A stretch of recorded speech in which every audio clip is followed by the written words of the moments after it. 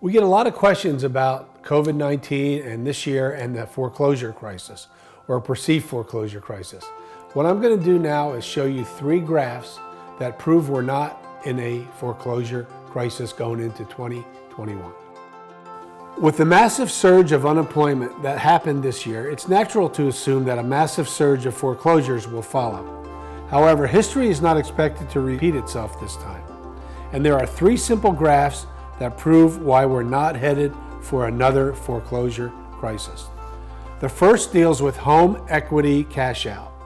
The unique conditions that led to the 2008 market collapse and the foreclosure crisis were in big part due to cashed out equity, with many borrowers owing more than they could afford on their homes.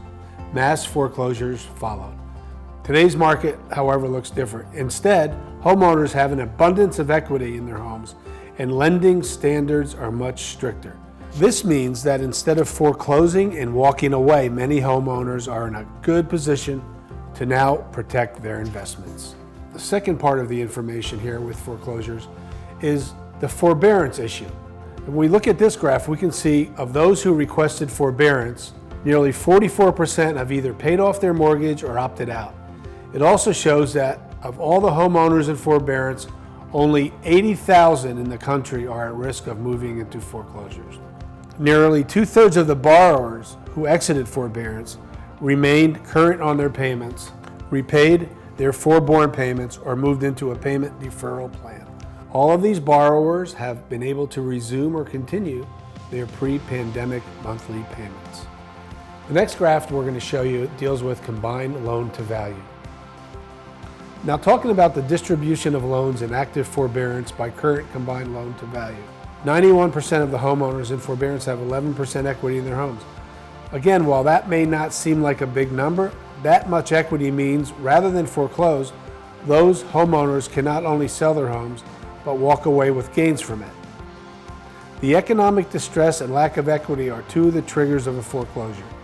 Each trigger by itself is necessary, but not sufficient for foreclosure. The percentage of economically distressed homeowner households is highest in COVID-19 hotspots. However, the equity built up since the Great Recession can provide an important buffer for distressed homeowners. So the big question is, what happens when forbearance inevitably expires? Many lenders are offering to help homeowners create a plan for deferred payments. There are multiple options that homeowners can pursue at this point, and with the right planning and communication with their lender, they may be able to avoid foreclosure, especially if they have equity in their homes. So regarding these 3 issues on potential foreclosures, there is a bottom line. The reality of the situation is this: through all of the hardship Americans have faced this year, some people are going to fall into foreclosure. However, the last thing anyone wants right now is another foreclosure crisis like 2008, and there are many factors that suggest it's not going to be like last time.